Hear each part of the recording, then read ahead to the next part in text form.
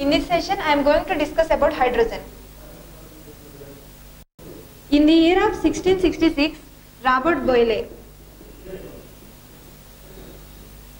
he discovered the hydrogen, but he didn't find out hydrogen as an element.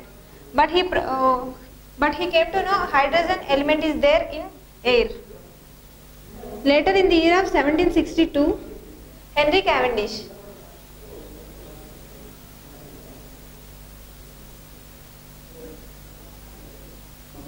he produced hydrogen by passing hydrochloric acid on metals.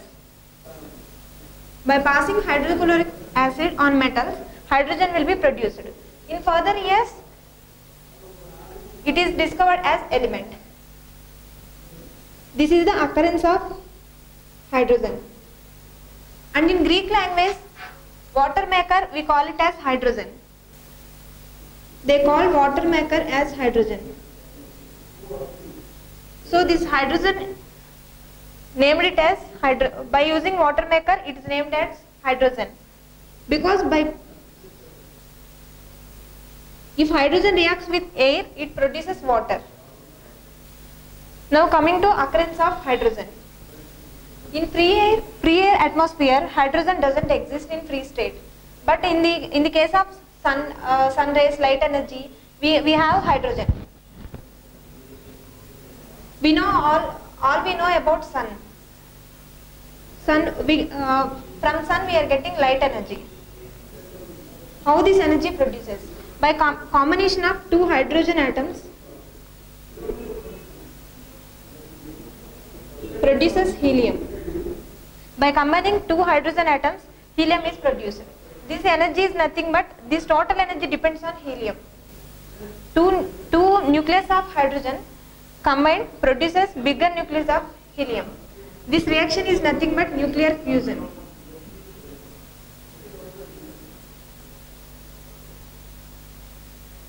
By this reaction of nuclear fusion, we will get more energy.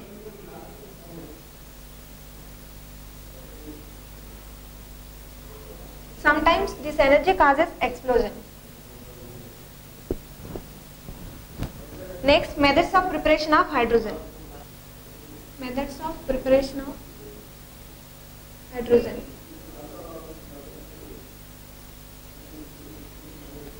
We can get hydrogen by displacement reactions. Displacement reactions with metals. In air or by passing steam with metals, we will get hydrogen. Like if we have metals like sodium, potassium, calcium. When these metals reacted with water, we will get hydrogen. In these reactions, when metals reacted with water, we will get metal hydroxide by displacing hydrogen. Likewise, we have reaction with potassium. Likewise, calcium. These are the reactions we have. When sodium is reacted with water, like H2O, we will get sodium hydroxide. This one is sodium hydroxide. It displaces hydrogen. Like potassium reacted with water, we will get potassium hydroxide and displaces hydrogen. Like calcium, when it reacts with water, we will get calcium hydroxide and it displaces hydrogen. What's the case by passing steam? And all these reactions can be takes place by using cold water. Reactions with steam.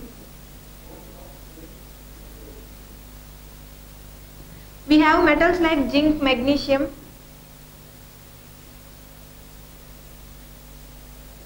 When these metals, by passing steam, we will get metal oxides by displacing hydrogen.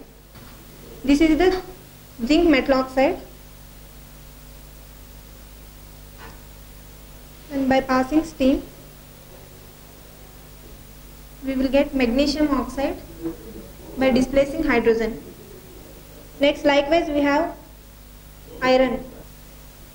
We will get. These are the reactions by passing steam. In all the cases, it is displacing hydrogen.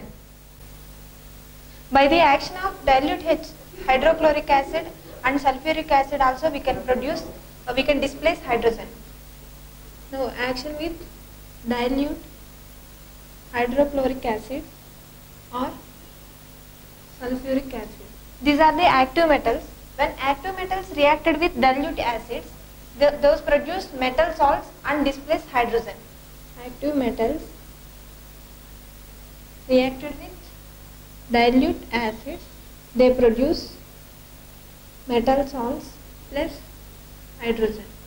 They displaces hydrogen. So what are the examples? We have the active metals like zinc. Here the reaction with zinc. When zinc is, this is the active metal that is reacted with sulfuric acid, we will get metal salts and hydrogen. What is the metal salt we will get? Zinc sulfate plus H2. So when active metal zinc is reacted with sulfuric acid, we will get zinc sulfate as the metal salt and it displaces hydrogen. Now what's the case with dilute hydrochloric acid? When zinc is reacted with dilute hydrochloric acid, it produces zinc chloride and displaces hydrogen. These are the reactions when active metals reacted with dilute sulfuric acid or hydrochloric acid. They displaces metal salt and as well as hydrogen. These are the reactions we have. Now I am going to explain what are we can displace hydrogen also by concentrated alkali solutions. By the action of concentrated alkali solution on metals. Action of concentrated alkali solutions on metals. So what are the metals we have? Like we have zinc, aluminum, lead, tin. Like this we have like zinc, aluminum, lead, tin. These are the active metals we have. When these are reacted with concentrated alkali solutions, these metals displaces powder and we will take these as powder. In the form of powder we are taking these metals and they will displace hydrogen. Like example, suppose if we take zinc, when zinc, this is the active metal, when this is reacted with hydroxides, this is the sodium hydroxide, this is the concentrated alkali solution, then it produces sodium zinconate, Na2, this we have and displaces hydrogen. So this is sodium zinconate and this is hydrogen. When this is the action with concentrated alkali solution, here we have sodium hydroxide, this is the concentrated alkali solution. This zinc we are taking as powder. So when it is reacted with these concentrated alkali solutions, it displaces hydrogen by producing some metal or some other productant. So now by the electrolysis of water also we can displace hydrogen. Now I am going to discuss about electrolysis of water. What is electrolysis of water? When current is passed through water, it displaces hydrogen. Let us see the expression. When current is passed through this, it displaces hydrogen and oxygen. Let us see one experiment how electrolysis process is going on.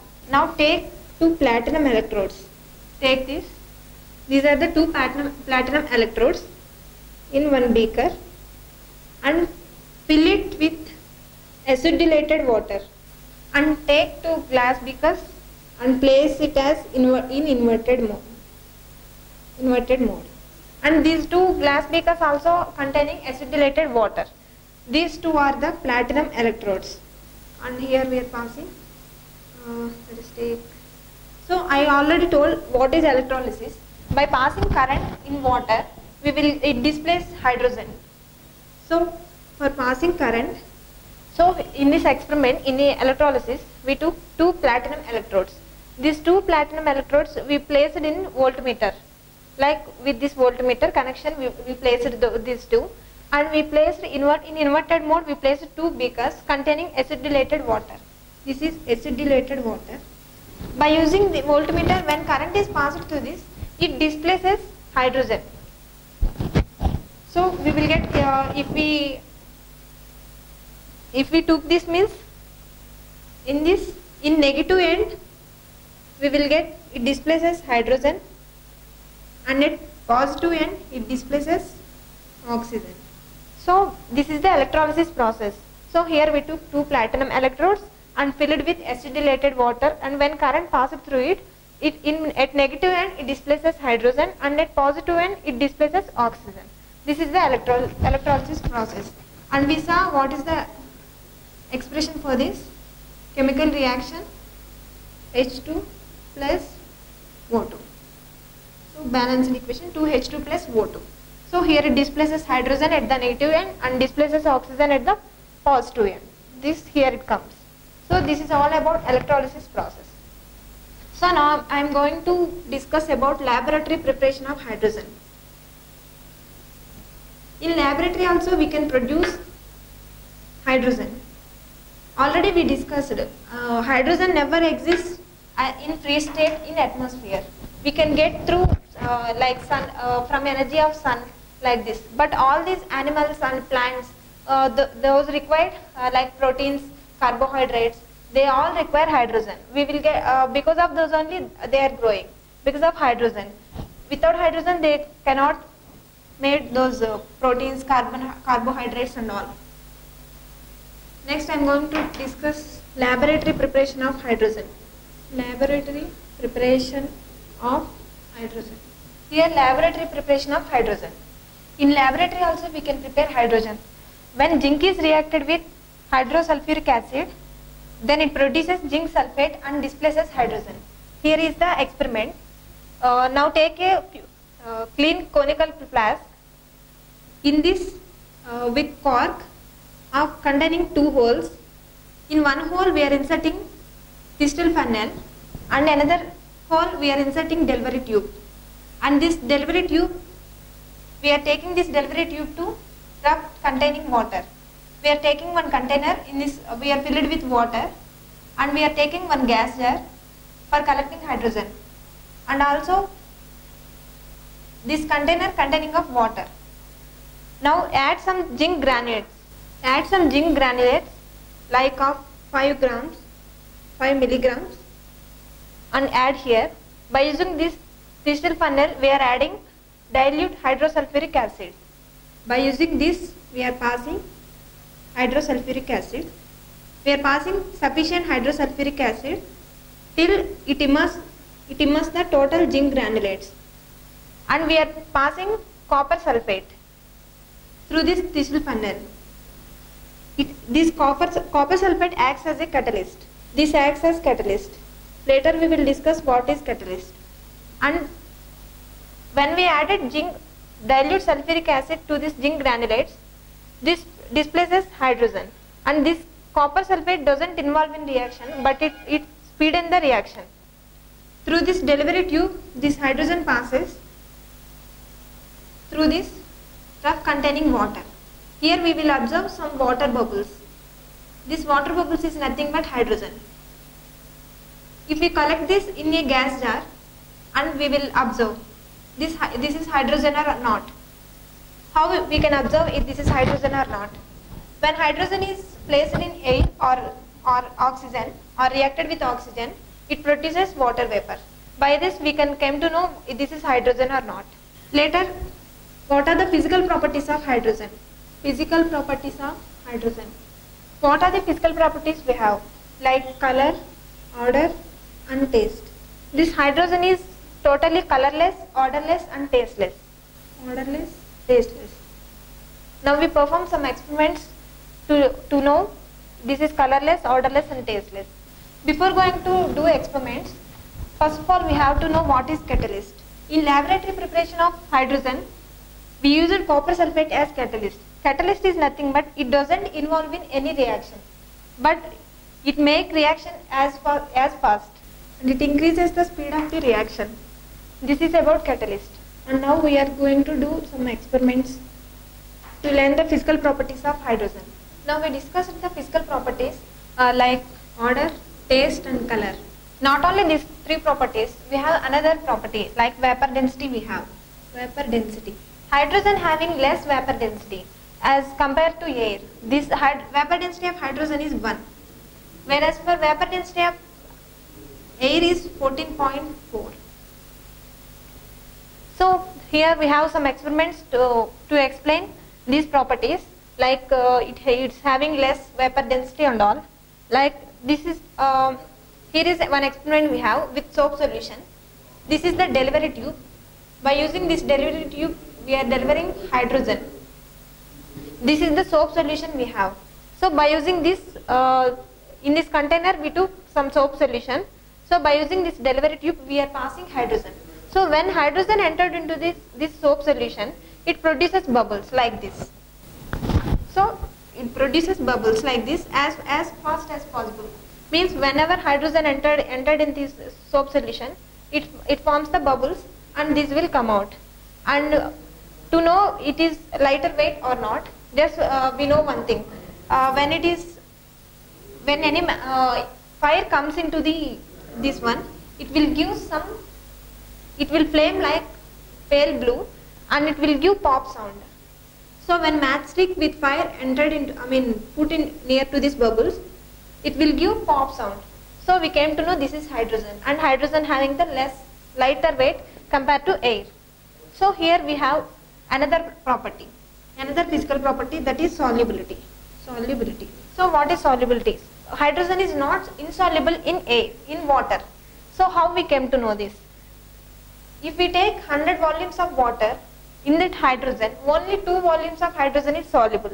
So it is insoluble. Because when we compare this, 100:2 is very large comparison. So we can say that it is insoluble. Like if we take one example, we take one container containing water. So in this we place hydrogen. This is another container having water. Here we place another jar of hydrogen. So if we keep it for 1 or 2 hours, after this, before experiment, this is the level of the water, and after the experiment, this is the level of water. After 2 hours also, the water level doesn't change. The water level is same. So in 100 volumes of water, it is soluble only 2 volumes of hydrogen. So by this we can say that it is insoluble in water. Next, coming to chemical properties. Chemical properties. The first chemical property is combustibility. Hydrogen is not combustible, but it supports combustion. So when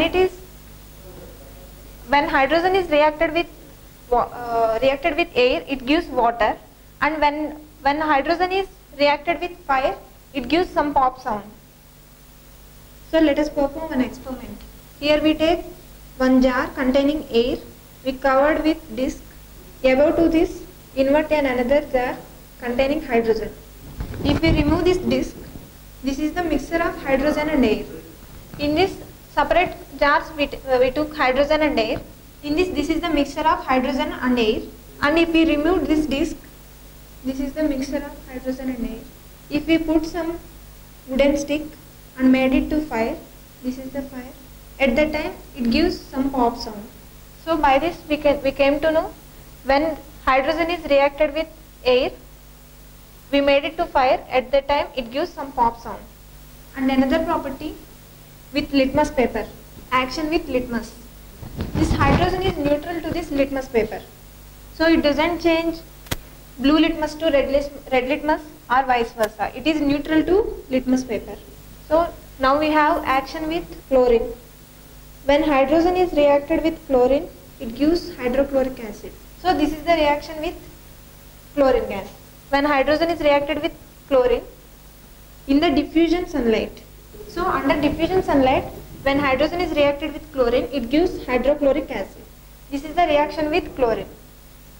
Then what's the case when action with metallic oxides? Let us take an example, some cupric oxide and some lead oxide. When cupric oxide is reacted with H2, it forms copper and displaces water. Likewise, when lead oxide is reacted with hydrogen, it forms lead and water. So here it displaces, when it is reacted with adding of hydrogen, it displaces hydrogen. So this reaction is nothing but reducing property. This displacing of oxygen by adding of hydrogen is nothing but reducing property or redox reaction. This is the reactions with metallic oxides. Now action with oxygen. When hydrogen is reacted with oxygen, under burning it produces steam. So when oxygen is reacted with hydrogen under burning, it gives steam. So we have some experiments with the action of oxygen and metal oxides. Here is the experiment with reaction of oxygen. When it is reacted with air, it gives water. So here we take one container. In this we are filled with anhydrous calcium chloride. And from this path we are delivering moist hydrogen. When this moist hydrogen passes through this anhydrous calcium chloride, it becomes dry.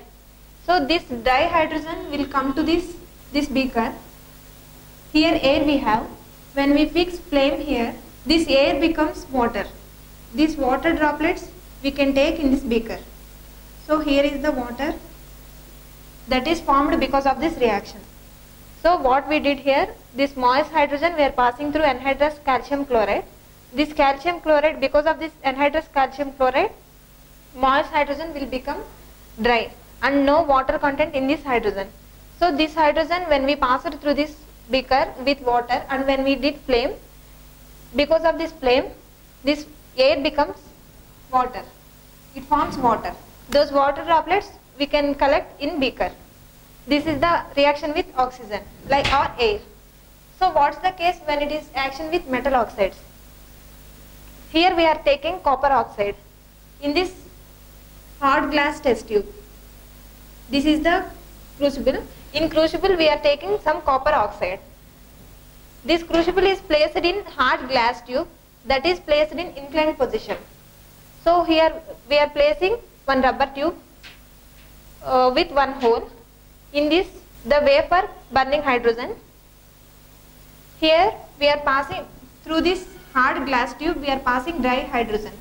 This dry hydrogen, when it is passed through copper oxide, it becomes, this color will change. When by using Bunsen burner we are firing this copper oxide.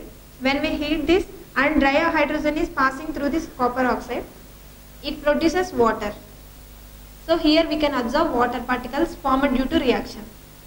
So and here we will get burning hydrogen. So this is the case when it is dealing with metal oxides. Now what are the uses of hydrogen? We have many uses with hydrogen, like in welding and cutting industries and the use of meteorological purpose, and we have manufacturing of chemicals and hydrogenation of vegetable oils and for extraction of metals. So first one is welding and cutting, and with hydrogen and oxygen having the temperature of around 2800 degrees centigrade. So by using these high temperatures, this hydrogen is used for welding and cutting purposes in that industries. Next one is meteorological. Meteorological means to know the temperature and pressure of the weather, we are using hydrogen, because this hydrogen is filled in balloons and can be sent in the air. So by using that we came to know temperature and pressure. Next one is manufacturing of chemicals. So especially in the use of hydrochloric acid and the preparation of ammonia gas. So in the preparation of hydrochloric acid and ammonia gas, we are using hydrogen. And next one is hydrogenation of vegetable oils. Some vegetable oils does not solidify at some temperatures or room temperature. So here we learned hydrogen having more temperature, like around 2800 degrees centigrade. So at that temperature, vegetable oils, we can do hydrogenation of vegetable oils. Next one is extraction of metals. Hydrogen is a good reducing agent. So it is a good reducing agent. Because of this, we can extract metals. Next one is how to identify the hydrogen. We have two tests to identify hydrogen.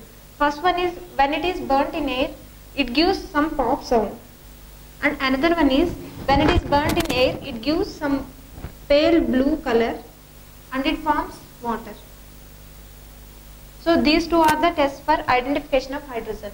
So in this session we learned what is hydrogen, what are the physical properties and what are the chemical properties, and what are the uses of hydrogen and how to identify hydrogen.